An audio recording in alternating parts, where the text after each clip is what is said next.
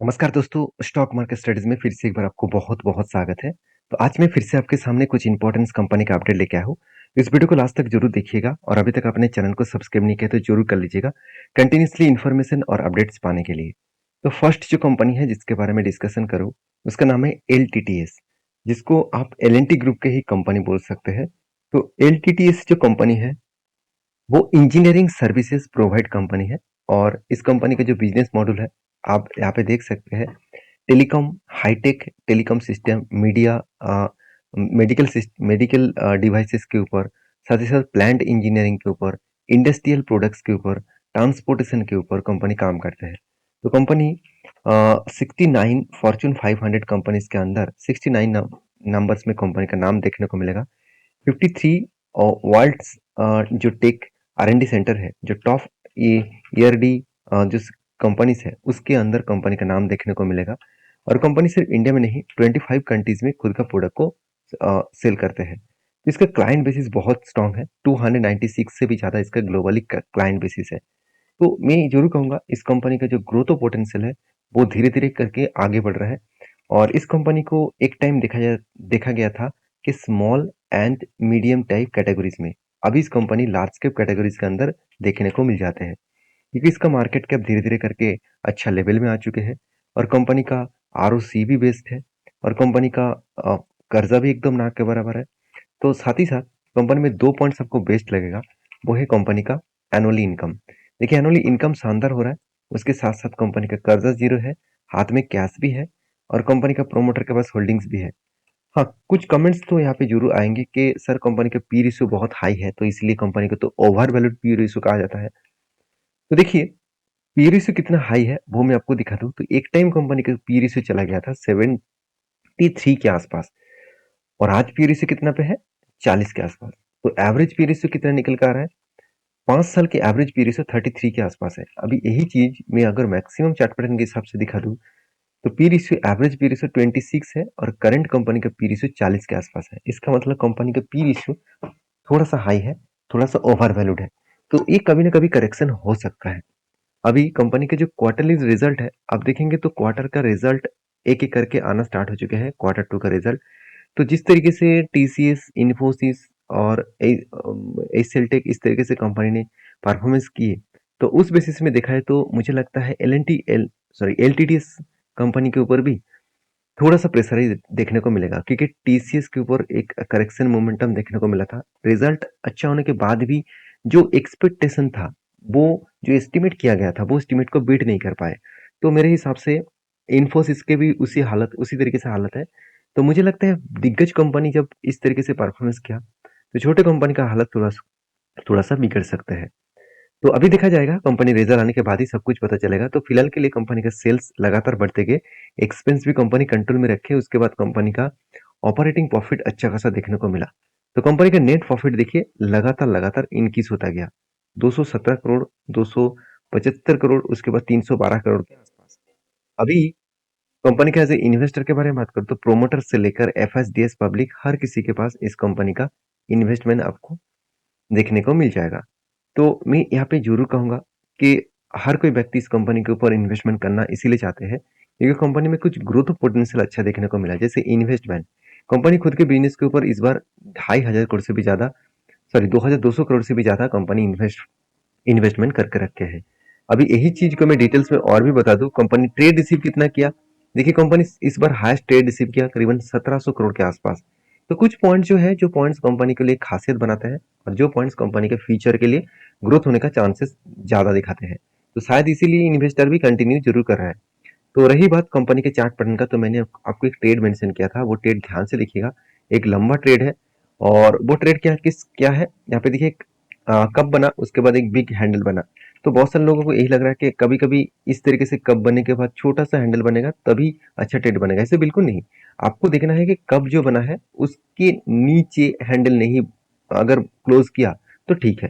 देखिए, यहाँ पे लो लेवल जो था, वो कप के नीचे नहीं आया। तो कप के नीचे नहीं आया, इसका मतलब कंपनी अपर साइड जाने के लिए तैयार है। तो देखिए, ब्रेकआउट हुआ, उसके बाद देखिए शानदार तरीके से धीरे धीरे करके वो अप अप साइड में जा रहा है। तो मेरे हिसाब से 5600 के आसपास मेरा टारगेट रहेगा। इस लेवल का अगर टारगेट बने तो 30% के आसपास टारगेट बन सकता है। तो ये था फर्स्ट कंपनी। सेकंड जो कंपनी जिसके बारे में डिस्कस करूँ उसका नाम है आर्कॉन इंटरनेशनल लिमिटेड। देखिए एक बहुत बड़ा अपडेट आया कि पीएससी 2 कंपनीज को भी एक बहुत बड़ा धमाका देखने को मिल सकता है, क्योंकि पीएससी अलर्ट्स में यहाँ पे कहा गया है, सीएनबीसी टीवी 18 इस न्यूज़ चैनल के ऊपर इस डेटा को पब्लिश किया गया है। These 2 railway companies have been guaranteed Navratna status जो है बाय द गवर्नमेंट। तो नवरत्न स्टेटस जो गवर्नमेंट के माध्यम से मिला, तो इस प्रोजेक्ट में कंपनी इन्वॉल्व हुआ है, जो है एक है राइट्स और दूसरा है देखा जाए तो आर्कॉन इंटरनेशनल लिमिटेड। ये दोनों कंपनी को गवर्नमेंट के तरफ से नवरत्न जो स्टेटस है इसको मिला है, तो मेरे हिसाब से दोनों कंपनी को फायदा मिल सकते हैं। हाँ, कुछ कमेंट्स ये भी आ रहा है कि सर यहाँ पे जो युद्ध स्टार्ट हो चुके हैं इसराइल के साथ, देखा जाए तो हमास के ऊपर, तो जिस तरीके से यहाँ पे युद्ध स्टार्ट हो चुके हैं उसके लिए कुछ पॉइंट ऑफ व्यू से देखा है तो जो गवर्नमेंट का जो नया प्रोजेक्ट है G20 का जो प्रोजेक्ट सबमिट किया गया था, वहाँ पे जो कॉरिडोर बनने के लिए यहाँ पे बताया गया था कि इंडिया, मिडिल ईस्ट और यूरोप, इस तीनों कंट्रीज के ऊपर एक कॉरिडोर बनाया जाएगा कि डायरेक्टली ट्रांसपोर्टेशन होंगे यूरोप के साथ, और वो भी यहाँ पे देख सकते हैं इंडिया के से यहाँ पे शिप के माध्यम से सो अरब कंट्रीज में पहुंचा जाएगा। वहाँ पे उस जगह से ट्रेन लाइन में जाएंगे, उसके बाद फिर से शिप और उसके बाद फिर से ट्रेन लाइन, तो इस तरीके से करके यूरोप पहुंचेंगे। तो ये जो प्रोजेक्ट है ये प्रोजेक्ट अभी रद्द कर दिया गया है, क्योंकि अभी जो रसिया और यूक्रेन के बीच युद्ध स्टार्ट हो गया था वो तो थोड़ा सा धीमी पड़ा। अभी फिर से एक नया मोड आ चुके हैं, नया एक युद्ध स्टार्ट हो चुके हैं, वो है इसराइल के साथ साथ जो पैलेस्टाइन है, दोनों के साथ युद्ध स्टार्ट हो चुके हैं। तो पैलेस्टाइन के साथ एक्चुअली नहीं, पैलेस्टाइन के कंट्रीज के ऊपर हमास जो सबसे बड़ा एक संगठन है, उनके साथ एक बहुत बड़ा यहाँ पे युद्ध स्टार्ट हो चुके हैं, जिसके चलते ये जो प्रोजेक्ट है प्रोजेक्ट रद्द कर दिया गया। और मुझे बहुत सारे कमेंट्स आया कि सर इस प्रोजेक्ट रद्द किया गया है, क्या रेलवे कंपनीज के ऊपर फर्क पड़ेगा? देखिए मेरे हिसाब से बिल्कुल भी नहीं, क्योंकि ये जो प्रोजेक्ट था इसमें रेलवे का कोई भी हाथ नहीं था। इस प्रोजेक्ट के ऊपर रेलवे के शायद कुछ ही छोटे-मोटे प्रोजेक्ट के ऊपर रेलवे के प्रोजेक्ट मिला है, बाकी उतना ज़्यादा प्रोजेक्ट नहीं मिला। तो मैं ज़रूर कहूँगा इस ये जो प्रोजेक्ट है इसको कैंसल किया गया है, तो इसके कारण इंडियन कंपनी के ऊपर फ़र्क पड़ेगा, ऐसे बिल्कुल नहीं। तो कैंसल नहीं किया, अभी रद्द कर दिया गया है। तो देखिए आर्कॉन इंटरनेशनल लिमिटेड के बारे में एक ही चीज़ कहूँगा, इस कंपनी की जो खासियत है, कंपनी धीरे-धीरे करके आगे बढ़ रहा है। 12,000 करोड़ के आसपास मार्केट कैप है, 15 के आसपास पी रेशियो है, इंडस्ट्रीज पी रेशियो से खुद का पी रेशियो बहुत शानदार है। आरओई बेस्ड देखने को मिलेगा, डेप्थ एकदम ना के बराबर है, इनकम बहुत तगड़ा है। 2 पॉइंट्स आपको बेस्ट लगेगा, वो है कंपनी का क्वार्टरली रिजल्ट। लगातार कंपनी का सेल्स इंक्रीज होता गया और एक्सपेंस को मेंटेन करने के बाद कंपनी का प्रॉफिट भी लगातार बढ़ते चले गए। देखिए 110 करोड़, उसके बाद 160 करोड़, उसके बाद 204 करोड़। तो धीरे-धीरे करके कंपनी का जो प्रॉफिट रेशियो है वो बढ़ते चले जा रहा है। कंपनी का अलग लेवल का प्रॉफिट रेशियो बढ़ता चला गया। तो 89 करोड़, उसके बाद 145 करोड़ और उसके बाद 187 करोड़। तो अलग लेवल का कंपनी का प्रॉफिटेबिलिटी देखने को मिला है। अभी कंपनी की जो बैलेंस शीट है वहाँ पे एक चीज़ देखेंगे कि कंपनी के जो रिजर्व है वो लगातार बढ़ते चले गए। कंपनी का रिजर्व जो है वो लगातार बढ़ते चले गए। कंपनी का बोरिंग्स पहले नहीं था, आज कंपनी के पास बोरिंग्स है, क्योंकि कंपनी को बहुत सारे प्रोजेक्ट मिला है। उस प्रोजेक्ट को कंप्लीट करने के लिए कंपनी के हाथ में उतना पैसा नहीं है। कितना प्रोजेक्ट मिला आप देखेंगे तो कंपनी का जो प्रोजेक्ट मिला कितना 850 करोड़ के आसपास, और कंपनी का प्रॉफिट कितना हुआ, कंपनी का प्रॉफिट हुआ 800 करोड़ के आसपास। तो ज़्यादा पैसा तो नहीं है कंपनी के पास, तो इसलिए कंपनी क्या किया, पैसे को उठाया मार्केट से। और मार्केट से पैसा उठाने के बाद भी कंपनी अलग लेवल का खुद को रिप्रेजेंट दिखाया। जैसे कंपनी का ट्रेड रिसीवेबल कितना हुआ 850 करोड़, और उसके साथ साथ कंपनी का इन्वेस्टमेंट कितना है, इन्वेस्टमेंट कंपनी कर चुके हैं करीबन 1000 करोड़ के आसपास। और कंपनी का फिक्स एसेट भी बढ़ता चला गया, इस बार 1825 करोड़ के आसपास फिक्स एसेट को देखने को मिला है। तो सब कुछ कुछ पॉजिटिविटी में देखने को मिला है। तो मैं जरूर कहूँगा इस कंपनी के ऊपर फोकस रखिए। और रही बात चार्ट पैटर्न्स का, तो कंटिन्यूसली देखिए एक लंबा जर्नी होने के बाद कंपनी एक साइड बेसिस रेंज में आया था, उसको ब्रेक किया, फिर से एक लंबा जर्नी हुआ। तो मुझे लगता है जिस तरीके से यहाँ पे करेक्शन हो रहा है, तो इस करेक्शन को अगर फिर से वो रिवर्सल करे तो एक बड़ा मोमेंटम देखने को मिल सकता है। तो मैं कहूँगा इस तरीके से लॉन्ग जर्नी के बाद कोई भी ट्रेड लेना थोड़ा सा रिस्की हो सकते हैं। हाँ, आप एज ए इन्वेस्टर है तो आपको मौका मिला है, डिस्काउंट में मिला है, तो उसका फायदा धीरे धीरे करके आप उठा सकते हैं। तो एज ए ट्रेडर के हिसाब से मैं जरूर कहूँगा अभी कोई नया फ्रेश ट्रेड लेना थोड़ा सा रिस्की जोन में जरूर होगा। तो मैं जब फ्रेश ट्रेड कोई बनेगा तो मैं आपके साथ जरूर शेयर करूंगा। नेक्स्ट जो कंपनी जिसके बारे में बात करूँ उसका नाम है टाटा एल्क्सी। देखिए टाटा ग्रुप के एक आईटी सेक्टर की एक अलग लेवल का कंपनी है जिसका नाम है टाटा एल्क्सी। देखिए टाटा टाटा की सबसे बड़ा कंपनी है टीसीएस। तो टीसीएस के बाद अगर किसी कंपनी का नाम जाना जाता है आईटी सेक्टर के हिसाब से, वो है टाटा एल्क्सी। टाटा एल्क्सी मीडियम एंड मतलब small cap and medium type categories में नंबर वन कंपनी है। इसके कैटेगरीज देखेंगे तो आपको खुद पता चलेगा। देखिए Tata Elxsi number one company है जिसके ऊपर अलग लेवल का यहाँ पे प्रेजेंस देखने को मिलेगा। तो टाटा एल्क्सी के बारे में एक ही बात कहूंगा कि कंपनी के जो आरओसी है आरओई है दोनों ही बेस्ट लेवल का देखने को मिला है। और कंपनी के जो इंडस्ट्रीज पी रेशियो है वो भी कुछ 36 के आसपास देखने को मिला। डेप्थ एकदम ना के बराबर है। इनकम भी कंपनी का शानदार है। प्रोमोटर के पास भी होल्डिंग्स भी है। अभी एक चीज याद रखना, इस कंपनी की जो परफॉर्मेंस है वो आपको क्वार्टरली रिजल्ट में दिखेगा। अभी चिंता का बात यही है कि टीसीएस जैसे रिजल्ट पब्लिश किया, इन्फोसिस जैसे रिजल्ट पब्लिश किए, उसका जो एस्टिमेट किया गया था कि इतना अच्छा रिजल्ट होने वाला है, उतना खास रिजल्ट इस बार कंपनी ने पेश नहीं किया। तो जिसके चलते है टीसीएस और इन्फोसिस के ऊपर एक बिग करेक्शन देखने को मिला। तो मुझे लगता है इस तरीके से करेक्शन सिचुएशन में क्या छोटे कंपनी बच पाएंगे? मेरे हिसाब से तो उसके ऊपर भी तो प्रेशर रहेंगे ना। तो कोई बात नहीं, अगर आपको करेक्शन मिल रहा है, डिस्काउंट मिल रहा है तो उसका फायदा जरूर उठा लेना। तो कंपनी की जो सेल्स का ग्रोथ है वो लगातार बढ़ते चलेंगे। और कंपनी के एक्सपेंस को कंट्रोल करने के बाद कंपनी इस बार हाईएस्ट प्रॉफिट भी जनरेट किया।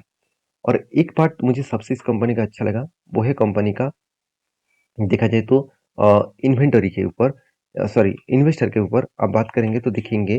तो प्रोमोटर के बाद एफआईसी ने देखिए होल्डिंग्स को इंक्रीज किया, डीएस ने भी होल्डिंग्स को कंटिन्यू कर रहा है और पब्लिक के पास सबसे ज्यादा होल्डिंग्स है। प्रोमोटर के बाद सबसे ज्यादा अगर होल्डिंग्स किसी के पास है वो है पब्लिक के पास। अभी पब्लिक इतना होल्डिंग्स क्यों कर रहा है? देखिए उसके पीछे दो कारण है। पहली कारण जो है कंपनी के ऊपर आप देखेंगे तो फिक्स्ड एसेट है, वो इस कंटिन्यूसली कंपनी परचेज करते जा रहे हैं। और बैलेंस शीट के हिसाब से दिखा दूं तो कंपनी की जो इन्वेस्टमेंट है वो तो इन्वेस्टमेंट कुछ नया कंपनी नहीं किए, मगर कंपनी के फिक्स्ड एसेट लगातार बढ़ते चले गए और कंपनी के बोर जो रिजर्व है वो भी लगातार बढ़ते चला गया। तो ये दोनों का कारण की वजह से कंपनी के ऊपर ग्रोथ देखने को मिला। अभी कंपनी के ऊपर देखा जाए तो टाटा एल्क्सी के चार्ट पैटर्न्स के बारे में बात करूं तो मैंने आपको एक टेड मेंशन किया था। वो टेड कुछ इस तरीके से है, एक कप बना उसके बाद एक हैंडल बना और ब्रेकआउट भी हुआ, ब्रेकआउट कंफर्मेशन भी हुआ। तो मैंने इस जगह पे एंट्री लिया और एंट्री होने के बाद मेरा टारगेट जो है वो कुछ इस लेवल तक है। इस लेवल का मतलब है 8579 के आसपास। तो 8579 के आसपास मेरा टारगेट बनेगा, जो टारगेट बन सकता है 20% के आसपास। इस लेवल को रिटेस्ट किया और उसके बाद धीरे धीरे करके वो टारगेट दे सकते हैं। देखिए आपको क्या लग रहा है कि इस लेवल में कितने दिनों तक होल्ड कर रहा है, इसका मतलब वो करेक्शन होंगे? बिल्कुल नहीं, वो टाइम ले रहा है थोड़ा सा इस जगह पे होल्ड करेंगे उसके बाद फिर से वो यहाँ तक टारगेट दे सकते हैं। तो अभी भी मौका है इस कंपनी को वो स्टडी करने के लिए। आप स्टडी करके कुछ डिसीजन जरूर ले सकते हैं। नेक्स्ट जो कंपनी जिसके बारे में डिस्कशन करूँ उसका नाम है एचपी अधिसाब लिमिटेड। देखिए एचपी अधिसाब लिमिटेड के बारे में बात करूँ तो ये एक अधिसाब कंपनी है, मतलब एक ग्लू गम बनाने वाला कंपनी है। जिस सेक्टर में देखा जाए तो पीडीलाइट काम करते हैं उसी सेक्टर का कंपनी है। तो पीडीलाइट के साथ टक्कर देना इतना आसान नहीं होगा। पीडीलाइट लाखों करोड़ का कंपनी है और अधिसाब एचपी अधिसाब एक छोटा सा कंपनी है। तो फिर भी इस कंपनी अच्छा खासा कंपनी काम भी कर रहा है और अच्छा खासा एक परफॉर्मेंस भी दिखा रहा है कंपनी। तो कंपनी की जो प्रॉफिट एंड लॉस है वो इस बार शानदार देखने को मिला, जिसके चलते है कंपनी ने क्या किया, एक बहुत बड़ा अनाउंसमेंट कर दिया। वो क्या है, स्प्लिट का। कंपनी हर एक शेयर के बदले आपको 5 शेयर कंपनी देने वाला है, क्योंकि इसका फेस वैल्यू 10 रुपया था, अभी 2 रुपया बनने वाले हैं। तो ये था कुछ कंपनीज का अपडेट। तो वीडियो अच्छा लगे तो प्लीज लाइक करना, दोस्तों के साथ शेयर भी करना, चैनल को सब्सक्राइब भी करना। मिलते हैं नेक्स्ट वीडियो में, तब तक के लिए अच्छे से रहिए, अपने ख्याल रखिए, धन्यवाद।